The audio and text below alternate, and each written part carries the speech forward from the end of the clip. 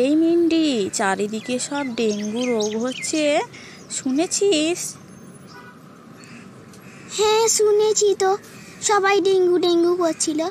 আসলে ডেঙ্গু কি রে, বল না আমায়। ডেঙ্গু কি জানিস না? তাহলে শোন আমার কাছ থেকে ডেঙ্গু কি।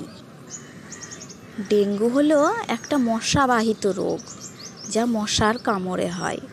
ডেঙ্গু কোনো রোগীর হলে সেই রোগীকে যদি কোনো মশাই কামড়ায়, আবার সেই মশাটা যদি কোনো সুস্থ মানুষকে কামড়ায়, তাহলে সেই সুস্থ মানুষের শরীরেও ছড়িয়ে পড়ে রে।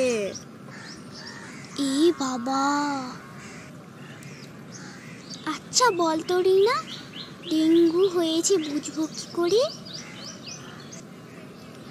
ডেঙ্গু হলে ডেঙ্গুর সাথে জ্বর, তার সাথে গাঁটে গাঁটে ব্যথা, পাতলা পায়খানা, পেটে ব্যথা এগুলো হতে পারে, মাথায় ব্যথা।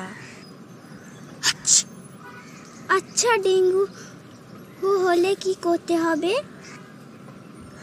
এই কথাগুলি মনে রাখবি, বেশি করে জল, মশারির তল আর প্যারাসিটামল। এর মানে হলো বেশি করে জল খেতে হবে। জল হিসেবে ডাবের জল, ডালের জল, ORS, বাড়িতে তৈরি নুন জল, ঘোল এগুলোও খাওয়া যেতে পারে। আর মশারির তলায় 7 দিন কমপক্ষে থাকতে হবে। আর প্যারাসিটামল বলতে জ্বর এলে প্যারাসিটামল খেতে হবে।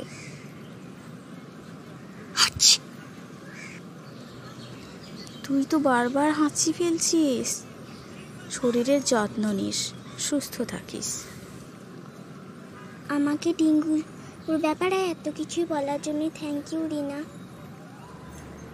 Welcome Mindy. Bye Rina. Bye Mindy. বুঝলি তো বন্ধুরা, ডেঙ্গু হলে কি হয়, কি করতে হবে।